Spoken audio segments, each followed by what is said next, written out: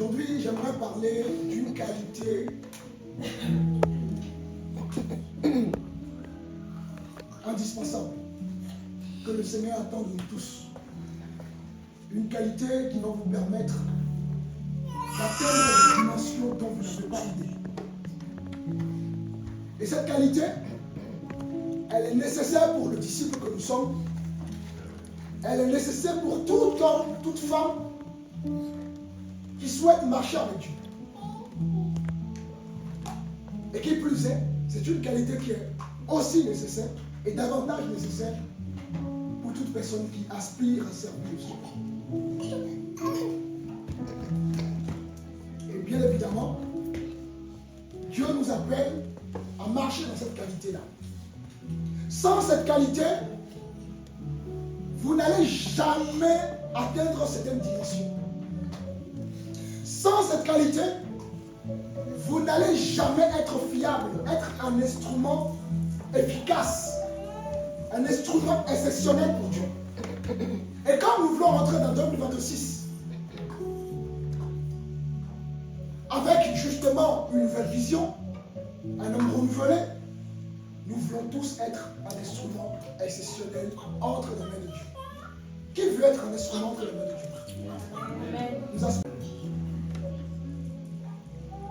Nous aspirons tous à être un instrument entre les mains de Dieu. Et la qualité dont j'aimerais vous parler, voyez-vous, et j'espère que l'Esprit va vraiment nous parler pour que justement nous puissions prendre conscience de cette qualité et travailler cette qualité avec le Seigneur. Alléluia. J'aimerais parler de la stabilité.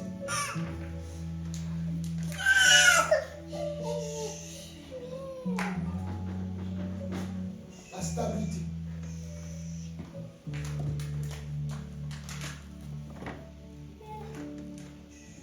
La stabilité, c'est une qualité indispensable.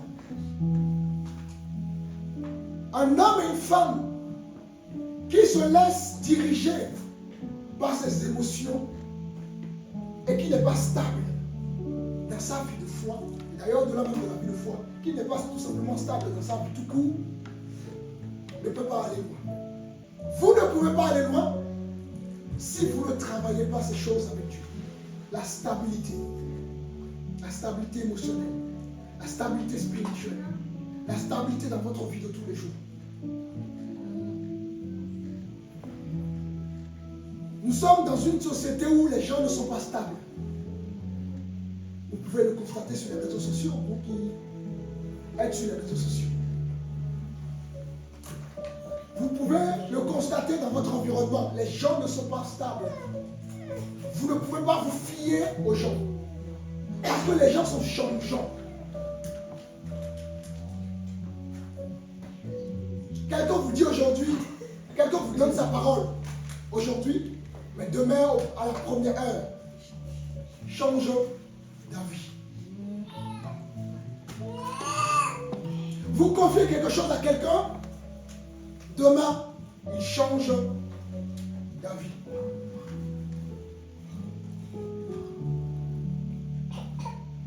Alors, lorsqu'on n'est pas stable, il est difficile pour Dieu de nous confier les choses. Il est difficile pour Dieu de nous transmettre des choses qu'il aurait voulu nous transmettre. Et chaque enfant de Dieu, chaque personne doit comprendre que la marche avec Dieu, c'est une marche de transformation. Si déjà vous arrivez à comprendre ça, mes amis, je vous assure que vous serez des instruments exceptionnels entre les mains de Dieu. Amen. C'est la première qualité que Dieu recherche chez chaque chrétien, chaque ministre de Dieu. La stabilité. Parce que beaucoup de chrétiens sont très versatiles.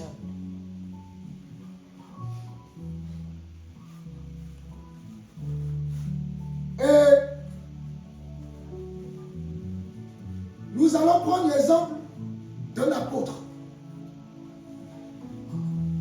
qui Nous allons regarder le parcours de cet apôtre-là. Et je pense que le parcours de cet apôtre va beaucoup nous enseigner. Qui n'aimerait pas être un instrument exceptionnel entre les mains de Dieu? Qui n'aimerait pas rentrer dans une nouvelle dimension avec Dieu? Qui n'aimerait pas expérimenter d'autres choses? Vous n'avez pas marre de vivre la même chose? Vous n'avez pas marre, les amis? Vous n'avez pas marre de découvrir quelque chose de spécial? Vous n'avez pas marre de sortir un peu de la routine? Qui? Que 2026 soit l'année de la découverte. Amen. L'année d'une nouvelle aventure. Amen. L'année d'une nouvelle dimension. Amen. Alléluia. Amen. Gloire à Dieu. Nous allons effectuer notre première lecture dans le livre de Actes chapitre 2.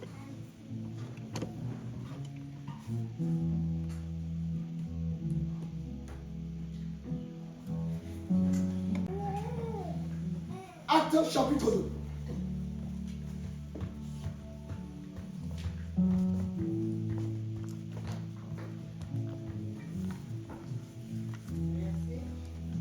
Actes chapitre 2. Et le verset 14.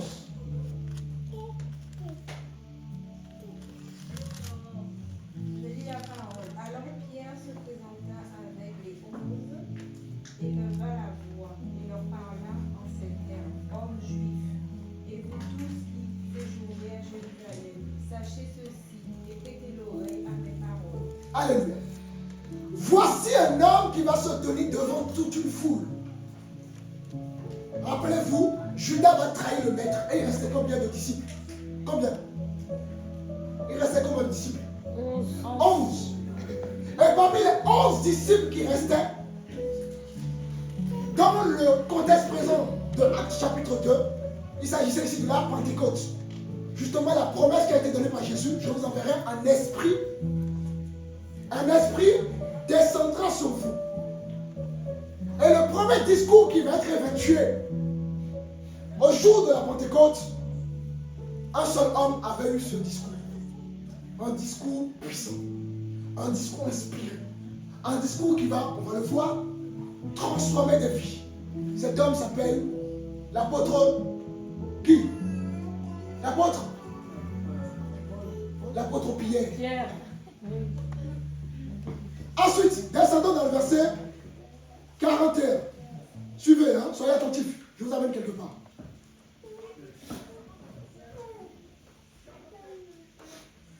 Actes chapitre 2, verset 41.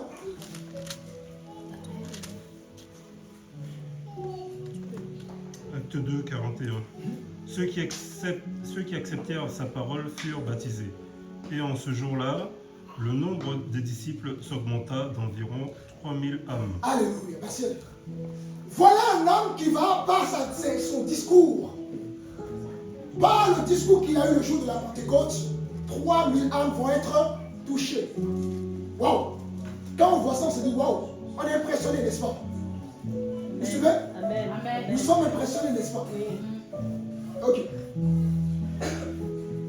Nous sommes cette fois-ci dans le livre de Actes chapitre 3. Le verset 6.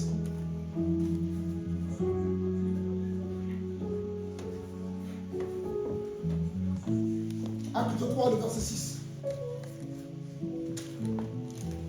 Alors Pierre lui dit, je n'ai ni argent ni or, mais ce que j'ai, je te le donne au nom de Jésus-Christ de Nazareth. Lève-toi et marche.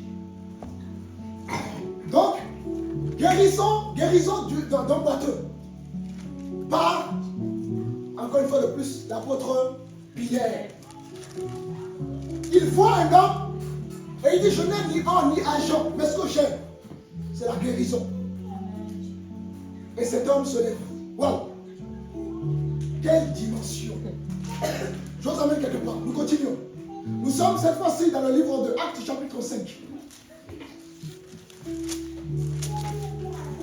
Le verset 15.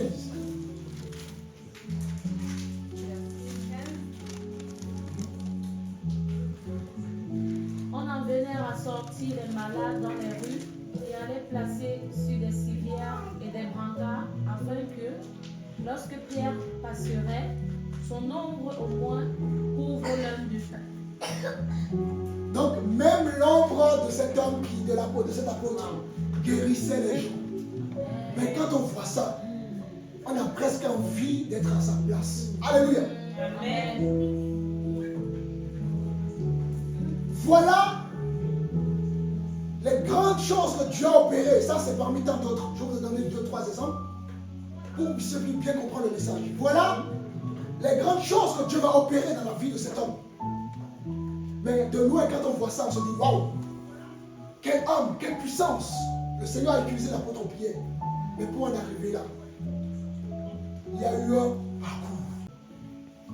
Pour que Dieu t'utilise efficacement, il doit y avoir un parcours. Dieu n'utilise aucun homme, aucune femme instable. Alléluia. Amen.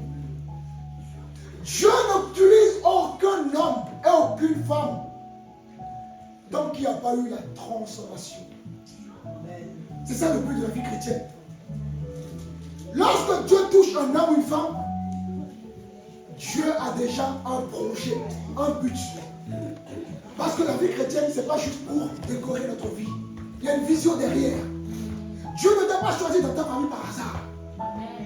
Évidemment, si tu n'as pas une bonne expérience de ce que c'est que la foi, la vie de foi, si tu as des gens autour de toi qui n'ont que été à l'église, mais qui n'ont jamais changé, qui n'ont jamais été transformés, tu auras l'impression que ce n'est pas nécessaire d'aller à l'église parce que tu n'as pas d'expérience.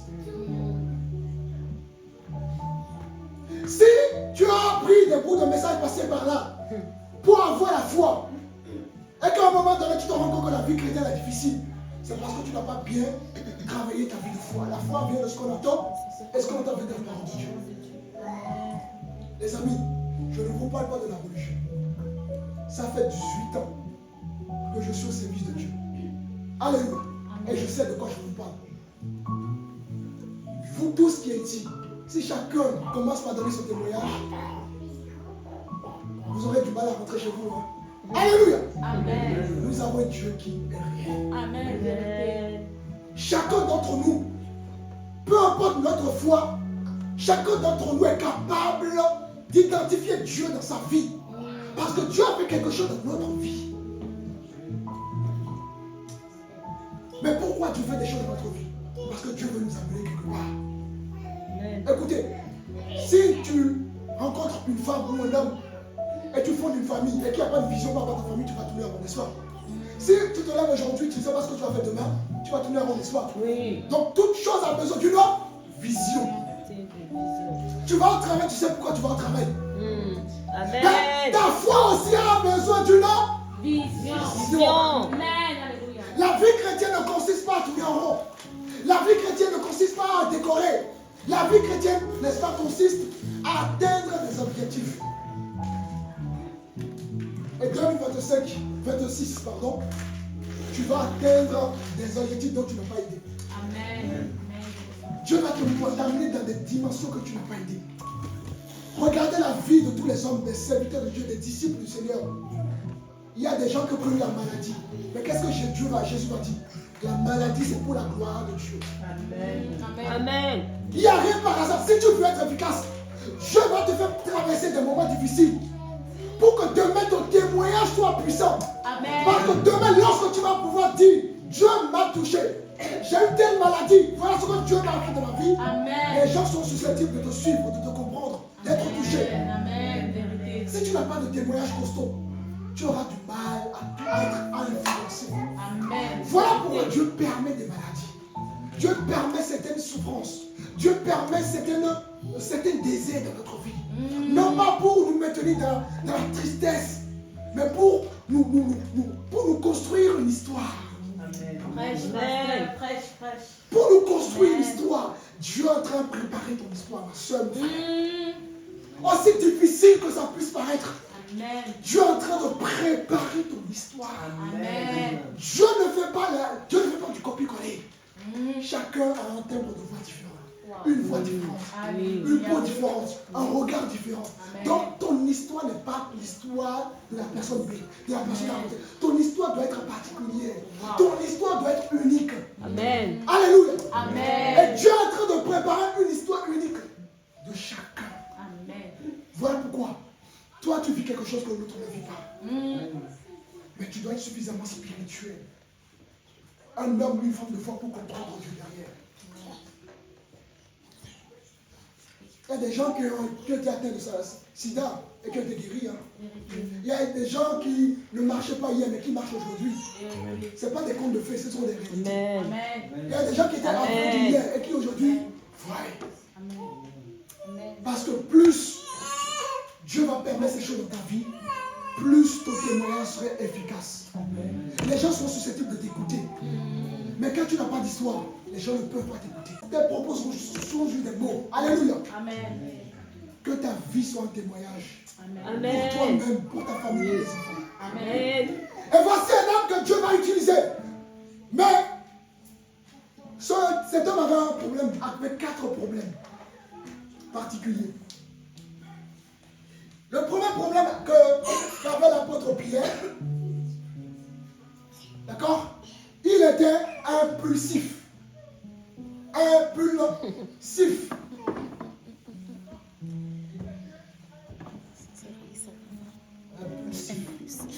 Ça, c'est son premier problème. Deuxième problème, il était trop sûr de lui.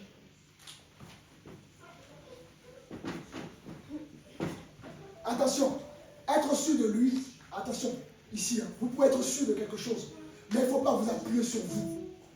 Vous comprenez? Vous devez vous appuyer sur Dieu. Amen.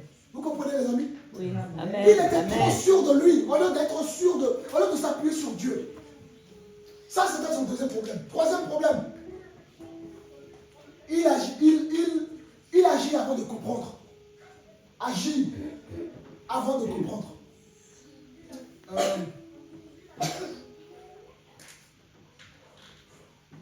Agit avant de comprendre.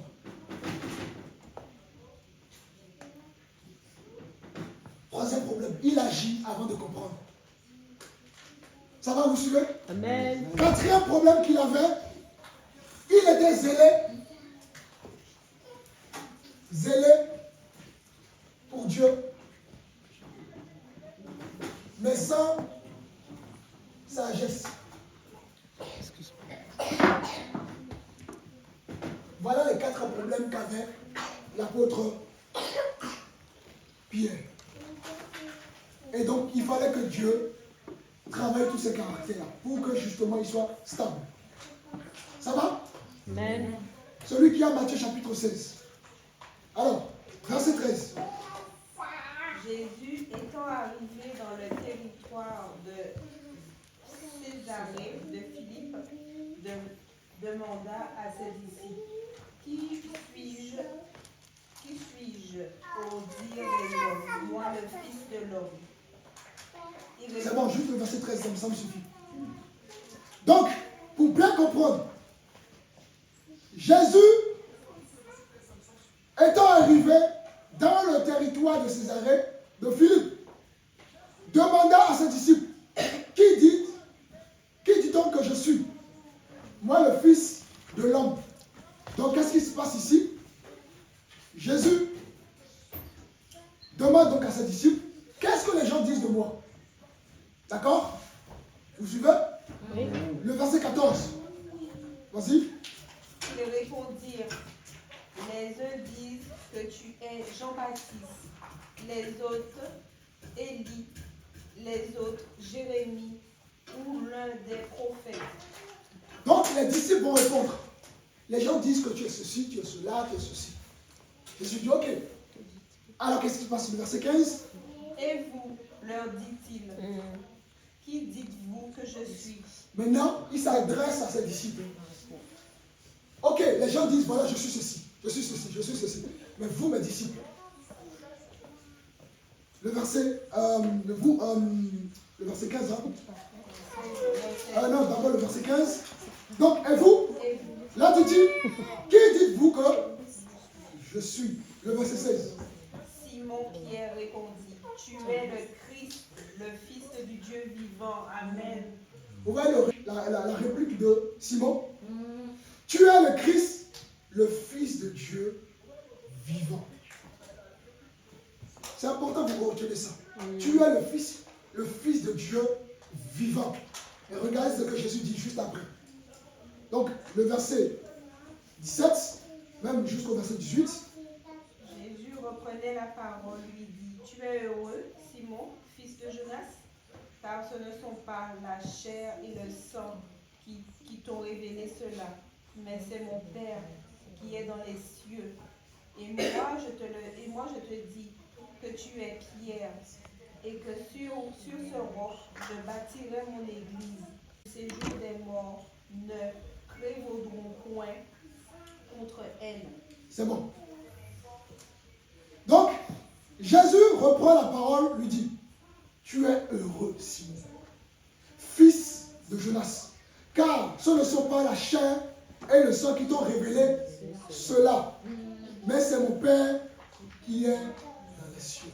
Voilà les révélations que cet homme va recevoir de Dieu directement. Jésus lui dit, tu es heureux, parce que ce que tu viens de dire là, ce n'est pas ta chair qui t'a révélé cela. Ce n'est pas ta philosophie qui t'a révélé cela. Ce n'est pas tes pensées qui t'ont révélé cela. Mais celui qui t'a révélé cela, c'est mon Père. Et tout de suite, voici donc les bénédictions qui m'ont accompagné, le verset 18. Et moi, je te dis que tu es Pierre.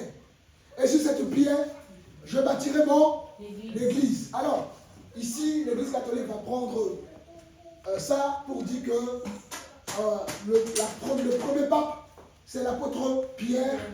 Et donc, il y a la doctrine de ce qu'on appelle la doctrine de la papauté. Alors que non, c'est un jeu de mots ici. Tu es Pierre, donc tu es Pétro, donc la pierre, d'accord, en grec. Tu es Pétro, ben, Jésus lui-même d'ailleurs va prendre, pour que vous puissiez bien comprendre. Nous sommes dans le livre de 2 Corinthiens.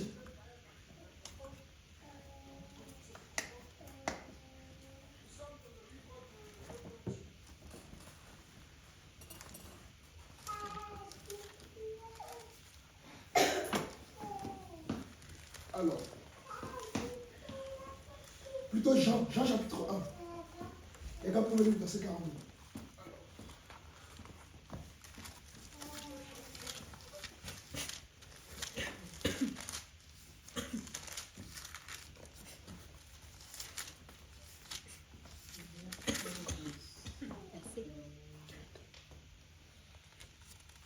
Je lis au nom de Jésus. Et il le conduisit vers Jésus. Jésus l'ayant regardé, dit, tu es Simon, fils de Jonas, tu seras appelé Cépha, ce qui signifie Pierre. Le lendemain, C'est bon. Donc vous voyez que Jésus lui a fait la promesse de changer son nom en Pierre, en Pétro. Donc quand on dit tu es Pierre, donc le premier mot c'est justement le changement de son nom. Tu es Pierre. Et ensuite le deuxième Pierre, ce n'est plus Pierre. C'est le féminin de Pierre, Pétro. Donc Pétra ici c'est le roc. Donc tu es Pierre. Et sur ce roc, je bâtirai mon église. C'est-à-dire que ici l'apôtre Pierre va confesser que justement Jésus est le Fils de Dieu. Et Jésus lui dit, par ta confession, ta foi est basée sur un roc, d'accord, qui est Christ. Et sur ce roc, moi je bâtirai mon église, l'Ecclésia, une mise à part. Et rappelez-vous, nous sommes des pierres. Est-ce que vous êtes convaincus de ça? On va prendre un verset. Pour que tout soit confirmé, pour que vous soyez sûrs et certains. Comme des pierres vivantes, édifiez-vous pour former une maison spirituelle, un saint sacerdoce, afin d'offrir des victimes spirituelles agréables à Dieu par Jésus. Alléluia. Donc, nous sommes des pierres. L'église n'est plus physique. Autrefois, l'église était un temple. Aujourd'hui, l'église est spirituelle. Et chacun d'entre nous, nous sommes des pierres que Dieu va utiliser justement pour bâtir son église. Tu es pierre. Et sur cette pierre, je bâtirai mon église. Donc, je suis une pierre. Et donc, ma vie est bâtie sur le roc. sur la vie de Christ. Vous comprenez? L'église est spirituelle. Voilà pourquoi lorsque quelqu'un accepte Jésus, il reçoit le Saint-Esprit directement. Alors que autrefois, lorsque l'église était encore un temple, l'Esprit se manifestait dans un temple. Donc c'est important que vous puissiez comprendre que chacun d'entre nous sommes des pierres spirituelles que Christ utilise pour bâtir son église. Et Jésus lui dit, donc tu es pierre, donc tu es pétron, et sur cette pétra, donc roc, je bâtirai mon église. Ça va? C'est un jeu de mots, ça va? Tout est clair? Et regardez la suite. Et moi je te dis que tu es pierre et que sur cette pierre je bâtirai mon église et que les portes des séjours des morts ne prévaudront point contre toi. Donc on nous dit que les portes des séjours des morts, le séjour des morts, c'est quoi le Dieu des séjours des morts? Qui connaît? Les anciens. Hadès. Ça vous parle? Hadès, ça vous parle? C'est bon? Ça va? Donc Hadès, c'est la divinité qui représente le royaume de Satan. Et Jésus dit, la porte justement du royaume de Satan ne peut pas prévaloir contre toi. En d'autres termes, les amis, rien ne peut atteindre l'église. Vous comprenez? C'est important que vous compreniez ça. Vous comprenez, bien aimé? Amen. Les portes ici, ça symbolise justement la puissance, l'autorité des ténèbres. Et Jésus garantit justement que ni la mort ne peut nous atteindre. Il n'y a plus la mort. Parce que de la même manière que Jésus est ressuscité, Dieu nous promet la résurrection. Amen. Amen. Vous comprenez? Amen. Dans la vie chrétienne, il y a tellement d'assurance. On n'a plus des inquiétudes. On ne s'inquiète plus comme les gens du monde. Parce que Dieu nous ouvre les yeux. Ça va? Amen. Vous comprenez? En tant qu'église, tu peux tomber malade. Tu peux, je ne sais pas, vaciller. Mais jamais les portes de ce jour de mort ne peuvent prévoir contre toi. Parce que Christ donne la victoire sur justement le royaume de Satan. Amen. Donc tu es Pierre, on a compris, tu es Pétron, si cette peut-être je peux attirer mon église. Et Jésus continue donc son discours. Alors, je te donnerai donc les clés du royaume des cieux, et ce que tu lieras sur la terre sera lié dans les cieux. Dieu te donne le pouvoir de lier des choses. Satan, c'est un menteur. Jean chapitre 10, verset 10. Satan vient pour dérober, détruire et égorger. Si tu n'es pas solide, tu peux te laisser tromper par Satan. Satan, c'est un menteur. Il promet une vie d'illusion. Voilà pourquoi nous ne devons pas nous appuyer sur nous-mêmes. La vie de foi, ça change tout. Parce que désormais, vous ne voyez plus le monde comme avec la vue charnelle, mais avec la foi, avec un regard spirituel. Ce qui fait que la réalité n'est plus une réalité pour vous, la réalité n'est plus une vérité. Satan va vouloir transformer la réalité comme une vérité. Ce que tu vis sur le moment n'est pas une vérité. Amen. Ton échec n'est pas une vérité. C'est parce que Satan veut te maintenir dans cette réalité qui te laisse entendre que c'est une vérité pour que justement tu ne rentres pas dans le plan de Dieu. Amen. Plus ta destinée est grande, plus tu auras des combats. Plus ta destinée est grande, que ça soit, quand je dis grand, ce n'est pas forcément servir le Seigneur. Tu peux être demain, je ne sais pas ce que tu peux faire demain. Par rapport à une entreprise, par rapport à ton travail, par rapport à ta personnalité. Mais plus ta personnalité, plus ton destin est grand, plus tu auras des combats. Mais si tu n'as pas un regard de Dieu, tu vas avoir l'impression que ce que Satan te présente, c'est la réalité. C'est la vérité. La vérité, la réalité n'est jamais la vérité. Alléluia. Amen. Amen. Alors arrête de regarder à tes manquements, à ta faiblesse. Regarde à ce que Dieu dit de toi. Dieu dit, tu es ma fille, tu es mon fils. Dieu dit que vaillant héros. On a vu ça dimanche dernier. Dieu apparaît à Gédéon Gédéon essayait de fuir. Il cherchait une brèche pour fuir. Et un ange a parlé à Gédéon. L'ange aurait pu dire, pourquoi tu es craintif? L'ange lui dit, vaillant héros. Donc l'ange ne dit pas à Gédéon ce qu'il fait sur le moment. L'ange dit à Gédéon ce qu'il deviendra, ce que Dieu a mis en lui. Tu dois regarder ce que Dieu a mis en toi. Tu dois regarder ce que Dieu dit de toi. Ne regarde pas ce que, n'est-ce pas, les circonstances de la vie te font croire. Regarde à ce que Dieu dit de toi. Parce que Satan est un demanteur. La société ne te dira jamais la vérité. Alléluia. Amen. Ayez la mentalité du royaume et vous allez dépasser tous les défis de votre vie. Alléluia. Gloire à Dieu. Amen. Gédéon. Et Gédéon, on nous dit, la Bible nous dit qu'il était en train de survivre, de se cacher. Et l'ange se révèle à lui. Et l'ange ne dit pas, craintif, pourquoi tu as peur? Pourquoi tu es si faible? Pourquoi tu es ceci? L'ange vient avec une parole d'encouragement. Vaillant et heureux. Héros. Amen. Voyez la stratégie de Dieu. Dieu ne fait rien pour nous blesser, au contraire. Même quand parfois nous sommes dans la faiblesse, nous sommes dans la désobéissance, Dieu vient toujours avec une parole d'encouragement. Amen. Toujours. Et c'est ça la différence entre Dieu et les hommes. Nous les hommes, notre patience a une limite. Vous voyez? Mais Dieu, la patience de Dieu, elle n'a pas de limite. Même quand toi tu n'es pas fidèle, lui il est fidèle. Amen. C'est ça que vous devez comprendre. Ne voyez pas Dieu comme un être humain modifié ou un super-héros. Voyez, Dieu c'est un être divin.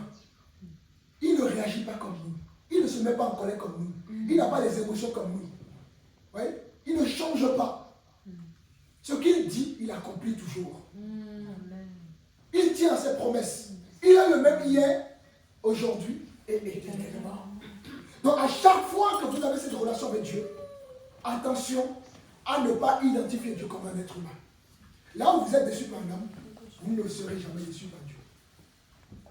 Et c'est ça la grande différence entre Dieu, nous les serviteurs, même quand je sers le Seigneur, je peux commettre des erreurs. Je peux mal agir parce que je reste un homme.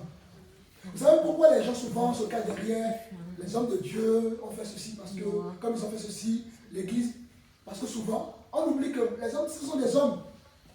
C'est pas parce que tu as été blessé par un homme de Dieu que tu vas mettre ta foi en cause ou en question. Vous comprenez? Nous restons des hommes. Et ça, il ne faut jamais l'oublier, ça. En revanche, Dieu, lui, quant à lui, il ne change pas. Amen. Mais il utilise des hommes, justement. Alléluia. Amen. Et l'ange se révèle à Gédéon et lui dit, vaillant héros. Donc, l'ange lui dit ça par rapport à quoi? Par rapport à ce qu'il a déposé en Gédéon. Dieu, quand il te regarde, il ne regarde pas tes faiblesses, le fait que tu tombes. Il ne regarde pas ça. Il regarde ce que tu vas devenir demain. Il regarde le don, la grâce, ce qui tu es. Voilà pourquoi il dira, tu es la lumière du monde. Mais entre vous et moi, est-ce que nous sommes réellement une lumière? Enfin, quand je dis une lumière, est-ce que dans notre quotidien, parfois, hein, c'est chaud, hein? Et pourtant, Dieu ne regarde pas ça. Parce qu'il y a une identité que Dieu nous a donnée. Et le but de Dieu, c'est de nous transformer jusqu'à ce que nous puissions justement incarner cette identité-là. Voilà pourquoi Dieu appelle les chrétiens les saints. Voilà ce qu'il dit de nous. Il utilise aussi les êtres, c'est aussi les d'état, ton état. Nous avons tendance à regarder nos faiblesses du moment.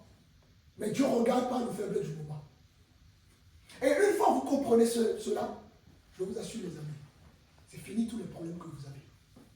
Seigneur,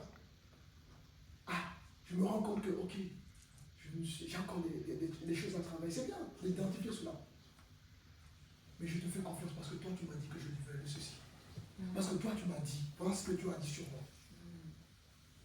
Et il faut être ferme à ce que Dieu dit. Est-ce que Dieu dit doit être nourri par la parole? Si vous ne nourrissez pas votre foi, c'est là justement qu'on devient très faible. La foi vient de ce qu'on entend. Et ce qu'on entend vient de la parole de Dieu. Et je ne vous dis pas d'aller écouter les bouts de messages passés par là. ça n'enracine pas votre vie de foi. Je ne vous dis pas d'écouter celle qui dit il ne faut pas épouser les pasteurs. Qui a écouté ça? Vous aimez ça, hein? Non. Hein? Non. Vous vous rendez compte des responsables, des leaders qui se permettent de dire n'épousez pas les serviteurs de Dieu. Si tu as été frustré, tu as eu une mauvaise expérience, ne généralise pas ton mauvaise expérience. Donc vous voyez qu'à force d'écouter des bouts de messages, ben, on a une mauvaise vision de la foi. Et on a une mauvaise... La perception qu'on a de la foi, ben, ça devient une carence dans notre vie. Voilà pourquoi quand Dieu touche une âme, il va faire asseoir l'âme correctement pour qu'il n'y ait pas la carence. Quand Dieu te touche, Dieu va justement t'éclairer sur toutes ces dimensions. Tu n'auras pas simplement eu un seul aspect de Dieu. Dieu est amour, Dieu est amour. Non, Dieu n'est pas amour. Dieu est aussi justice. Dieu est aussi ceci. Et quand tu comprends ça, l'équilibre de Dieu, tu vis ta foi correctement. Mais quand tu n'as pas une bonne vision de Dieu, ben, tu auras des carences dans ta vie. Et c'est là justement que des doutes arrivent, on remet en doute sa foi, on ne comprend plus rien. C'est comme ça que beaucoup retombent dans le monde. Beaucoup abandonnent Dieu. Que cela ne soit pas le cas pour nous. Amen. Et donc, quand Dieu se révèle à Gédéon, Dieu dit bon, allez, c'est le moment pour que je vous libère des mendiants. Et qu'est-ce que Gédéon fait? Il prend 32 000 de mémoire, 32 000 ou 22 000, j'ai un petit doute. 32 000. 32 000 hommes. Et Dieu lui dit, les 32 000 hommes que tu prends là, c'est pour voler ma gloire. C'est-à-dire que Gédéon, en ce moment-là, s'appuie encore sur des béquilles. Moi, pour faire quelque chose, il faut que j'ai mon compte bancaire. J'ai mon compte bancaire blindé. Il faut au moins j'ai 10 000 € avant d'aller en Chine. Avant d'aller à telle mission. Il faut que je sécurise les choses avant de faire ceci. Ça, c'est le béquille. Alléluia. Et Dieu lui dit, diminue. Le gars diminue, il diminue jusqu'à 10 000. Dieu lui dit, non, 10 000 encore, tu vas voler ma gloire. Diminue encore. Il diminue jusqu'à 300. Dieu lui dit, diminue encore. Et ensuite, jusqu'à 100. Et pour aller en guerre, déjà 100 hommes face aux mendiants. C'était véritablement un peu plus puissant. Dieu leur donne des âmes insignifiantes. Des âmes classiques. Et c'est avec ces âmes-là qu'ils vont en guerre et ils gagnent. Amen. Vous vous rendez compte? Vous comprenez? À chaque fois que vous vous appuyez sur Dieu, ah Seigneur, je ne peux pas, Seigneur, je n'ai pas telle compétence. Dieu te dit, tu vas être directrice. Mais tu dis, ah, moi, je n'ai pas de bac plus 10. Mais Dieu ne regarde pas si tu as ton bac. Regarde à ce que moi je t'ai dit. Amen. Parce que j'ai déposé quelque chose en toi. Mais si tu regardes parce que tu n'as pas bac plus 10, tu vas échouer. Vous comprenez? Est-ce que vous comprenez? Amen. Plus vous allez vous appuyer sur vous, plus vous allez raisonner. Moins vous allez vous appuyer sur vous, plus vous aurez la foi. Alléluia. Gédéon est parti avec 100 hommes, il a gagné. Parce que Dieu était avec lui. Et là, la gloire de Dieu n'a pas été volée. Si vous gardez cela, c'est un principe que vous devez garder dans votre vie de tous les jours. Seigneur, voilà mes limites, prends le relais. L'apôtre Paul avec une échelle dans la chair. Il va prier, Seigneur, libère-moi de cette échelle. Dieu lui dit, ma grâce me suffit. Parce que si l'apôtre Paul avait tout, ben, il allait être orgueilleux. Dieu permet parfois certaines choses, il le fait exprès pour nous éviter d'être orgueilleux. Imagine que, en tant que pasteur, je détiens toute la connaissance du monde. Je vais être orgueilleux. Hein? Donc, Dieu va créer la notion de couple. Voilà pourquoi il y a ces ministères. On se complète. Dans le couple, l'homme et la femme, il n'y a pas de diminution. La femme n'est pas plus inférieure que l'homme. L'homme n'est pas plus supérieur à la femme. D'accord? Tous les deux sont dans une notion de complémentarité. Amen. L'homme ne peut rien faire sans la femme. La femme ne peut rien faire sans l'homme. Et quand vous comprenez cela, tout fonctionne. Dieu a tout créé dans la complémentarité. Amen. Il n'est pas bon que l'homme soit seul. Non seulement c'est dans le cadre également du couple, mais c'est aussi dans le cadre des choses de la vie. Un homme ne peut pas gérer tout seul. On a besoin des uns des autres. Et quand on comprend ça, la vie change. Notre façon d'agir change. Alléluia. Amen. C'est comme ça que Dieu fonctionne. C'est comme ça que Dieu fonctionne. Les histoires de soumission, la femme inférieure, ça c'est le faux débat. Vous comprenez? quand Dieu crée, je vais vous dire un truc, quand Dieu crée l'homme, on a compris, au début, il crée l'homme en homme androgyne. Ça veut dire quoi, un homme androgyne? Pour les anciens. L'homme était masculin et féminin. Oui. Et c'est dans un deuxième temps que Dieu a fait une opération chirurgicale pour séparer la femme de l'homme. Donc, dans la création de la femme, c'est une partie de l'homme déjà. Et en ce moment, on a tendance à dire que c'est une côte. Maintenant, Dieu n'a pas enlevé une côte. Dieu a retiré un côté. Donc, un côté, c'est révélateur. Donc, la femme, elle ne doit pas être derrière, ni devant, côte à côte. Il n'y a pas de supérieur, il n'y a pas d'infériorité. Vous comprenez? Amen. Nous devons être capables d'enseigner ces choses-là dans la société. Plus vous avez une bonne vision de Dieu, plus vous irez loin. Vous serez dans la paix. Quand vous voyez mon épouse, on est un couple pastoral, n'est-ce pas? Est-ce que on n'est pas un couple pastoral? Est-ce que ma femme ne sait pas le Seigneur? Hein? Elle connaît sa place, je connais ma place. Est-ce qu'il y a lieu de prendre ma place? Non. Vous voyez, chacun simplement dans une responsabilité. Tout simplement. Moi, des fois, il y a des choses, je ne peux pas. J'appelle ma femme, je ne peux pas. Je connais mes limites. C'est ça la société. L'homme se complète, la société se complète, les responsabilités se complètent. Tout se complète. Maintenant, nous sommes dans Matthieu chapitre 16. Dieu lui donne la clé. Et c'est lui qui va justement ouvrir la porte du royaume des cieux. Il y avait une mission, mais son caractère n'était pas encore travaillé. Son caractère n'était pas proportionné par rapport à sa mission.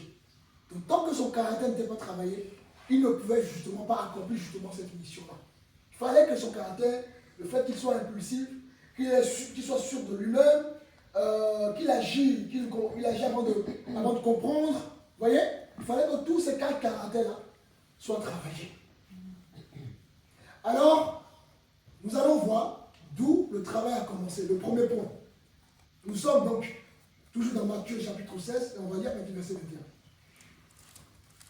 Dès lors, Jésus commença à faire connaître à ses disciples qu'il fallait qu'il aille à Jérusalem, qu'il souffre beaucoup de la part des anciens, des principaux sacrificateurs et des scribes, qu'il soit mis à mort et qu'il ressuscite le troisième jour.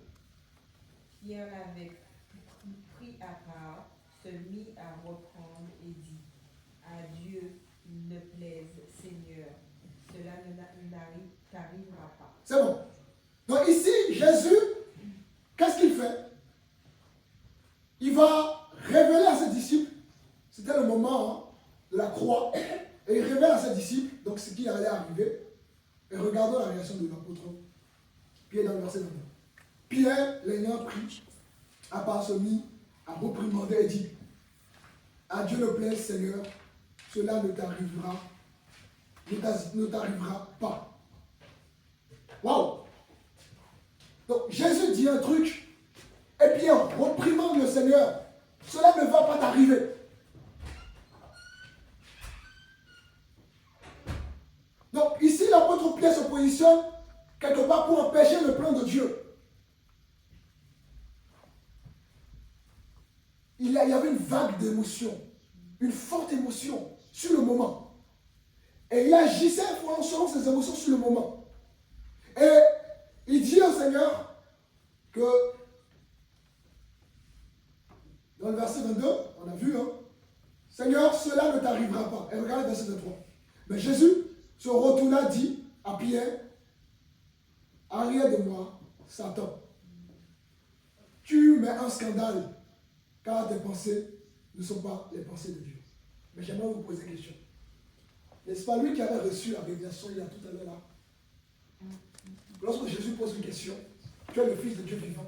Et Jésus lui dit, heureux Simon, ce n'est pas ni le sang qui t'a révélé cela, mais mon Père. Comment comprenez-vous quelqu'un qui vient hier, à l'instant de recevoir une révélation, devient un instrument de Satan? À l'instant T. Vous comprenez cela? comment celui qui a reçu une révélation et qui a été justement approuvé et apprécié par Jésus devient, dans le verset 23, un instrument de Satan. Arrière de bras, Satan. Est-ce que vous suivez quelque chose? Donc, avec les émotions, tu peux recevoir quelque chose de la part de Dieu. Mais si tu n'as pas une stabilité, en même temps, tu deviens un instrument entre les mains de Satan. Combien ont reçu des révélations? Et les révélations, à cause des révélations, se sont éloignés de Dieu. Ah bah, j'ai reçu quelque chose. Donc, je n'ai pas besoin d'aller à l'église. Parce que Dieu me parle, moi. Moi, je reçois des songes. Vous voyez? Recevoir quelque chose ne suffit pas. Simon, il n'a même pas encore été travaillé dans son caractère. Mais Dieu lui permet de recevoir une révélation. Mais il reçoit une révélation. Et aussitôt, il devient un instrument pour Satan. Pourquoi? Parce qu'il n'a pas encore, son caractère n'a pas encore été travaillé. Ça va? Vous comprenez? Il vient d'atteindre un sommet sublime par rapport à la révélation qu'il a reçue. Et en même temps, il tombe au plus bas. Parce qu'il devient du coup un instrument pour Satan.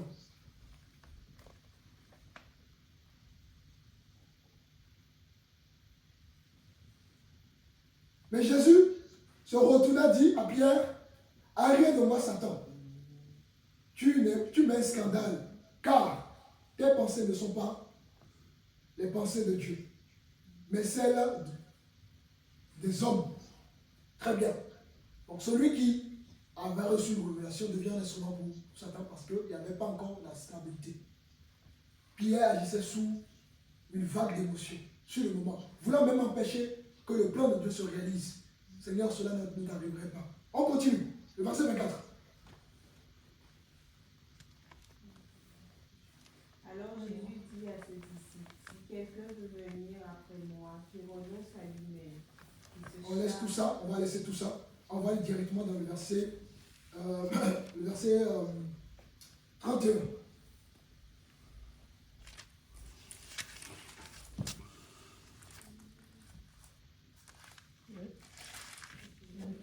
Toujours Matthieu chapitre... j'ai dit Matthieu combien tout à l'heure? 16. Non, Matthieu chapitre 26. Ok. Celui qui a le verset 30, verset 31. Je vais lire. Alors Jésus leur dit, je serai pour vous tous cette nuit une occasion de chute, car il est écrit, je frapperai le berger et les brebis du troupeau seront dispersées. Mais après que je serai ressuscité, je vous précéderai en Galilée. Pierre, prenant la parole, lui dit, quand tu serais pour tous une occasion de chute, tu ne le seras jamais pour moi. On s'arrête là. Les disciples étaient autour de leur Seigneur et Jésus lui dit cette nuit-là, parce que voilà, c'est le moment pour la croix, tout ça. Cette nuit-là, je serai une occasion de chute pour vous. Et vous serez dispersés. Et qu'est-ce que Pierre est tellement sûr, on a vu, hein, tellement sûr de lui, qu'est-ce qu'il dit au Seigneur? Qu'est-ce qu'il dit au Seigneur? Hein? Je relis. Non, c'est une question que je pose. Qu'est-ce qu'il dit au Seigneur? Quand le Seigneur dira que voilà, ils vont se Il ne va pas disperser. le renier. Quand tu seras pour Non. Il va mourir. Non. On reprend le verset. Relis-moi. à partir du 33. là. Ah ouais, 33, oui. Ouais. Pierre prenant la parole dit, quand tu serais pour tous une occasion de chute, tu ne le serais jamais pour moi. Jésus lui dit, vous serez tous à mon départ. Je serai une occasion de chute pour vous tous, y compris même toi, Pierre. Et lui dit, pour moi non. Ce ne sera pas une occasion de chute. Mais regardez le verset 34. On continue. Jésus lui dit, je te le dis en vérité cette nuit même, avant que le coq chante, tu me renieras 3 fois. Le verset 35. Pierre lui répondit, quand il me faudrait mourir avec toi, je ne te renierai pas.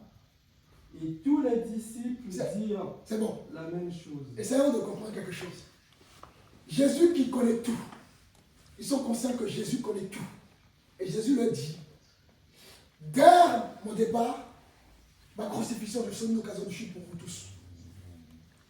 Et lui vient tellement sûr de lui qu'il dit au Seigneur, tu ne le seras pas pour moi. Et malgré ça, Jésus donc se permet maintenant de lui donner encore des détails. Le coq va chanter 3 fois et tu vas me renier. Et au lieu de comprendre, n'est-ce pas, le message du Seigneur, il insiste que tu ne le seras pas pour moi. En fait, quelque part même, il contredit le maître. C'est-à-dire ce que Jésus dit là, ce n'est pas vrai. Ça s'appelle de l'assurance sur lui-même. Vous comprenez? Souvent on est comme ça. On est tellement sûr de nous-mêmes. Dieu te dit quelque chose. Tellement sûr de toi que tu dis non. Ça, c'est pas moi, ça. Ça, c'est pas moi. Combien de fois Dieu nous parle? Dieu nous dit, ça il faut changer. Ça il faut faire ceci. Et tu as l'impression que c'est la chose est acquise. Ah non, c'est pas moi. Ah non, c'est pas moi. Alors que, en fait, Pierre ici, il était sûr qu'il était cette personne-là qu'il croyait. C'est ça en fait le problème. Il était sûr d'être cette personne-là qui était prête, n'est-ce pas, à ce que Jésus ne soit pas une occasion de chute pour lui. Sauf que celui qu'il prétend être, c'est un mensonge. Ses émotions lui tendent des pièges. Son assurance, le fait qu'il soit sûr de lui tend un piège. Malgré que Jésus lui donne des détails même sur ce qu'il allait se passer, il contredit toujours le maître. Comme l'un d'entre nous contredit toujours le Seigneur parfois. Seigneur, ah non Seigneur, c'est pas moi, machin. Alors que le Seigneur veut simplement travailler quelque chose. Pourquoi? Parce que lui sonde les cœurs. Le Seigneur, l'homme regarde l'apparence, mais Dieu regarde au cœur. Amen. Qui nous connaît mieux que le Seigneur? C'est que Jésus seul qui nous connaît, n'est-ce pas? Et on continue. Hein? Donc, retenez bien hein, toutes ces phases-là. Donc, il dit au Seigneur que non, Jésus ne serait pas une occasion de chute pour lui. Ok, le verset 35. On voit donc qu'il y a une confiance toujours qui s'installe. Malgré les détails que Jésus lui a donnés, il continue à dire, même s'il faudrait mourir avec toi, je ne te renierai pas. Donc il insiste sur son assurance. À peine il oublie ce que Jésus dit. Vous suivez? Très bien. Nous sommes maintenant dans le chapitre 36. Là-dessus. Chapitre 36. Le verset 36, pardon. Toujours du chapitre 6. Ouais. Là-dessus, Jésus alla vers eux dans un lieu appelé Gethsémani et il dit aux disciples, asseyez-vous ici, pendant que je m'éloignerai pour prier. Il prit avec lui Pierre et les 2 fils de Zébédée, et il commença à éprouver de la tristesse et des angoisses. Il leur dit alors, mon âme est triste jusqu'à la mort, restez ici et veillez avec moi. Puis, ayant fait quelque part en avant, il se jeta sur sa face et pria ainsi. Mon Père, s'il est possible que cette coupe s'éloigne de moi, toutefois non pas ce que je veux, mais ce que tu veux. Et il vint vers les disciples qu'il trouva endormis, et il dit à Pierre, vous n'avez donc pu veiller 1 heure avec moi? Il a oublié qui était sûr de lui. Jésus les amène donc encore un troisième point. Jésus les amène prier parce que c'est l'heure. Hein. Jésus les amène à Gethsémani pour prier. Et pendant que Jésus priait, tout le monde s'endort, y compris Pierre lui-même qui était dévoué. Encore une fois de plus, tout ce qu'il a dit précédemment, résultat zéro. Il dort. Jésus lui dit, mais vous n'avez même pas pu veiller 1 heure avec moi. Donc, Pierre était plein de bonne volonté, mais versatile. Ça va? Il avait une volonté, mais ses émotions jouent sur lui. Son assurance sur lui joue sur lui. Et Jésus voulait justement travailler tout ça. Mais Jésus insistait, mais il ne voulait pas accepter. Alors, nous continuons toujours verset 40. 41. C'est ça, non? Oui, 41. Ouais. Veillez et priez afin que nous ne tombions. Va même directement verset 47. On sort tout ça. Va 47 directement. Ok. Comme il parlait encore, voici Judas, l'un des 12, arriva et avec lui une foule nombreuse armée d'épées et de bâtons, envoyés par les principaux sacrificateurs et par les anciens du peuple. Celui qui le livrait leur avait donné ce signe. Celui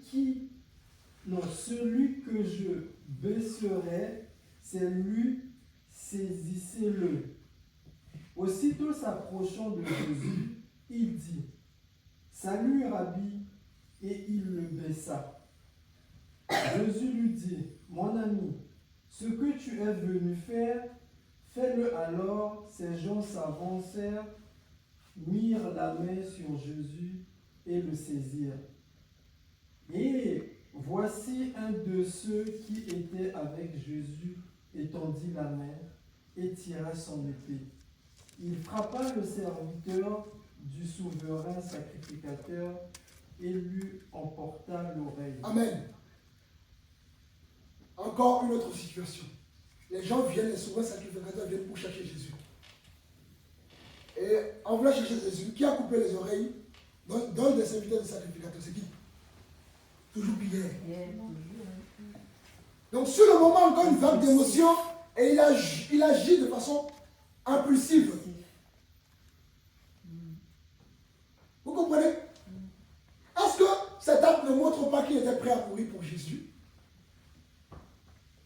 Voilà quelqu'un qui agit sans prendre du recul. Toujours au moment, selon la situation, il agit. Il ne prend pas du recul. Et Jésus lui dit, mais non, il ne faut pas. J'aurais pu appeler les anges. Je n'ai pas besoin que vous m'aidiez. Celui qui a dit hier à Jésus, lorsque tu seras une occasion de chute pour les autres disciples, mais pas pour moi. Moi, je serai prêt à tout. Mais effectivement, quelque part, il montre à Jésus qu'il était prêt effectivement à tout. Mais continuons, on n'a pas fini. Alors Jésus lui dit, remets ton épée à sa place, car tous ceux qui prendront l'épée périront par l'épée. Penses-tu que je ne puisse pas invoquer mon Père, qui me donnerait à l'instant plus de 12 légions d'anges? Comment donc s'accompliraient les Écritures, d'après lesquelles il doit en être ainsi? En ce moment, Jésus dit à la foule, vous êtes venus comme après un brigand, avec des épées et des bâtons, pour vous emparer de moi. J'étais tous les jours assis parmi vous, enseignant dans le temple, et vous ne m'avez pas saisi. Va directement au verset 58. Pierre le suivit de loin jusqu'à là. On va pas même le verset 57, il faut bien comprendre. 57? 57, oui. Ok. Ceux qui avaient saisi Jésus l'emmenèrent chez le souverain sacrificateur Caphaï. Oui, c'est ça, Caphaï. Où les scribes et les anciens étaient assemblés. Pierre le suivit de loin jusqu'à la cour du souverain sacrificateur. Amen. Il y a celui qui était prêt pour Jésus. Maintenant, il abandonne, tout le monde fuit, il abandonne Jésus. Et il suit Jésus de loin. Tout à l'heure, il était prêt à tout pour Jésus, même à donner sa vie pour Jésus. Au point même d'avoir coupé les oreilles de l'un des serviteurs du sacrificateur, du souverain sacrificateur. Mais bizarrement, là, il abandonne Jésus. Encore une fois, le plus, vous voyez que tout ce qu'il disait, tout ce qu'il croyait être, ce n'était pas lui. Il pensait sincèrement être celui-là, mais il n'était pas celui-là, celui qu'il pensait. Et c'est justement ça que Jésus voulait travailler. Mais il ne voulait pas écouter. Mais le Seigneur continue son travail juste à ce qu'ils comprennent. Et là, tous abandonnent, voyez-vous, Jésus. Tous abandonnent Jésus. Y compris Pierre qui était prêt pour Jésus. Continue le verset. Il entra et s'assit avec les serviteurs pour voir comment cela finirait. Les principaux sacrificateurs et tout le Sanhédrin cherchaient quelques faux témoignages contre Jésus, suffisants pour le faire mourir.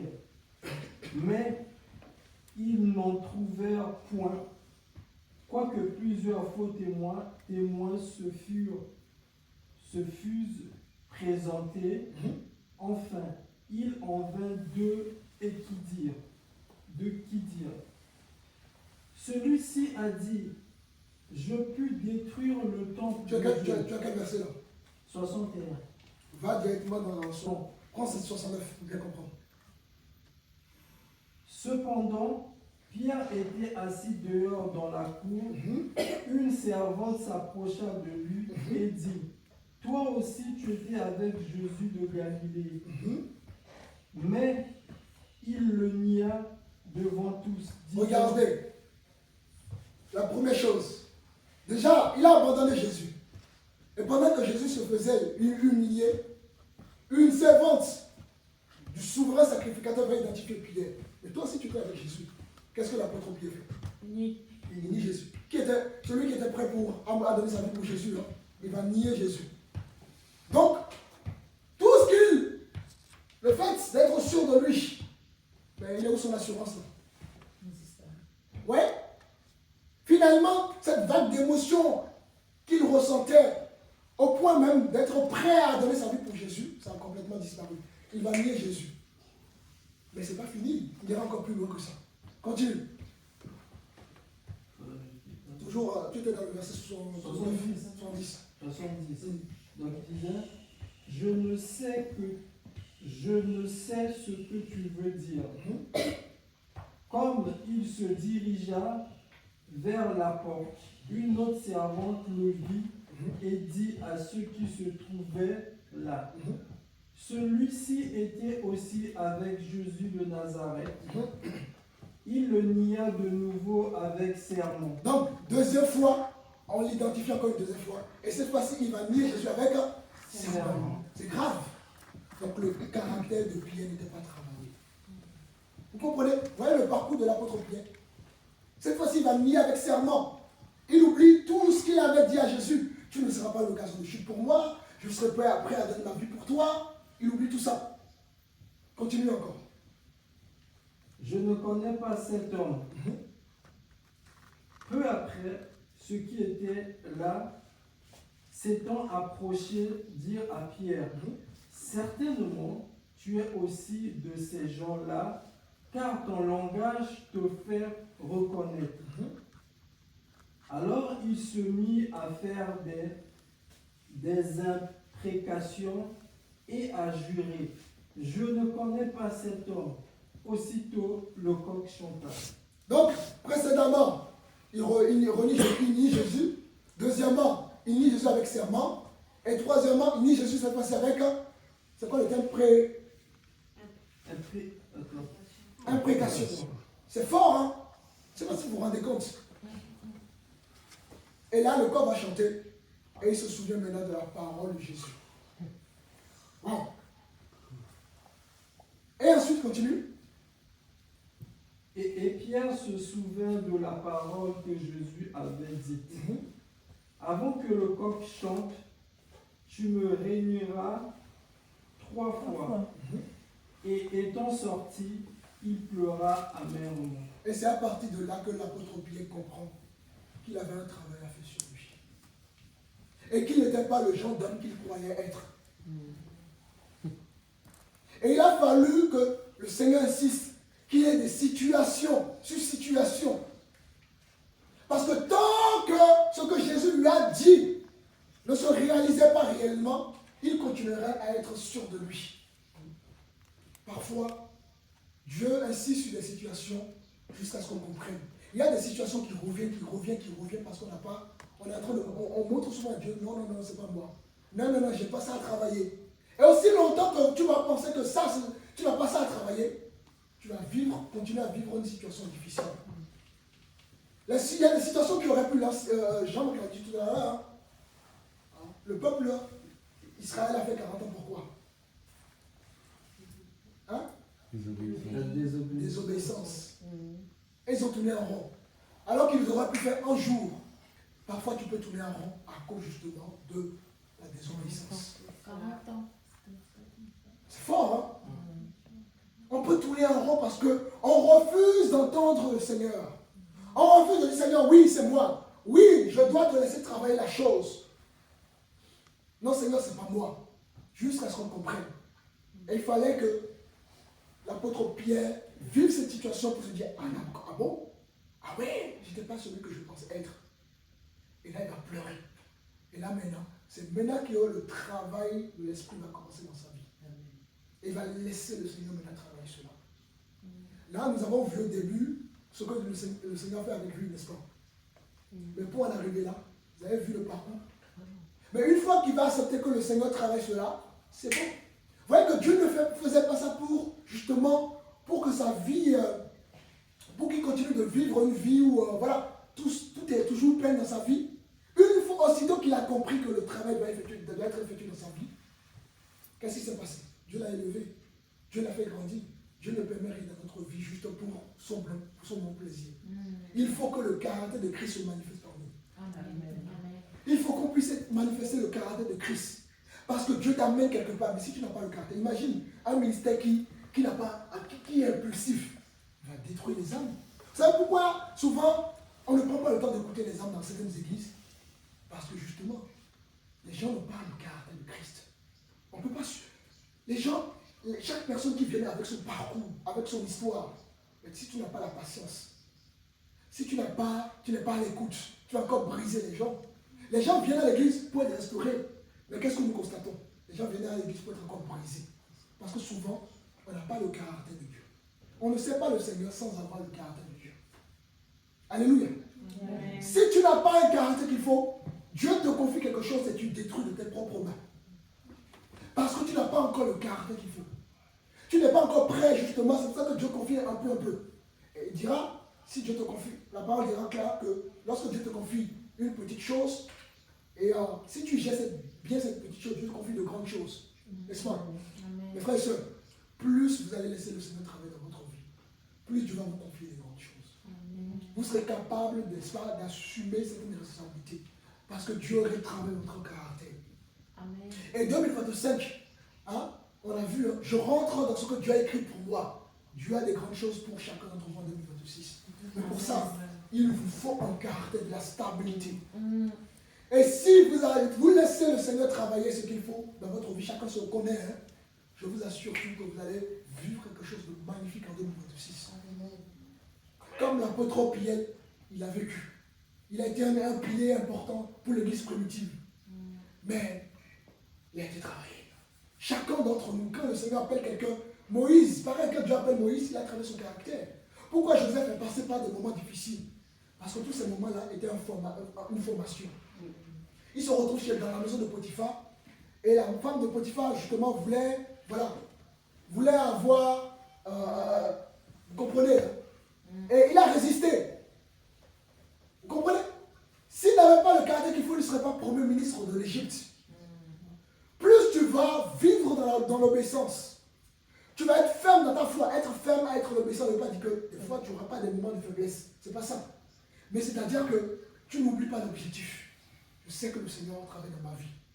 Et plus tu vas laisser le Seigneur travailler dans ta vie, plus Dieu va t'élever. Encore une fois, le plus Dieu ne te lève pas pour toi, mais pour lui. À moi seul est grand, mais il y a peu d'ouvriers. On ne peut pas se cacher. Ah Seigneur, je ne vais pas te servir. Dieu a besoin de toi. Dieu a besoin de nous tous. Voilà pourquoi, n'est-ce pas, il opère ce changement dans notre vie. Donc, soyons un instrument entre les mains de Dieu. Laissons le Seigneur transformer notre caractère. C'est tout, des fois, ce n'est pas évident. Mais Dieu sait pourquoi il le fait. C'est pour notre bien demain. Alléluia. Amen. Donc, que vraiment ça soit plus un message d'encouragement. N'oublions jamais que notre vie chrétienne, c'est une vie où Dieu veut transformer chacun d'entre nous. Non, jamais tu ne viens pas être. Tu ne peux pas être chrétien et tu es toujours la même personne il y a 5-10 ans. Ce n'est pas possible. Il faut accepter le changement. Le changement, c'est pour notre bien. C'est pour nous-mêmes. C'est pour notre paix. C'est pour notre sécurité. Et surtout, qui plus est, c'est pour que justement Dieu nous amène dans certaines dimensions. Et le caractère va être transformé. Parce que tant que le caractère n'est pas transformé, il nous serait difficile d'avoir de la maturité spirituelle.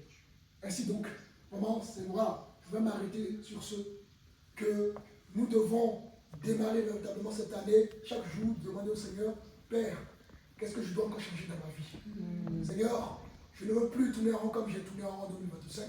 Mais chaque jour, chaque fois que tu me permets d'avoir un souffle de vie renouvelé, je veux saisir ce que voilà, tu attends de moi. Et ainsi de suite, je vais progresser dans ma maturité, dans mon comportement et dans mon caractère par la grâce du Seigneur. Amen. Amen. Gloire au Seigneur.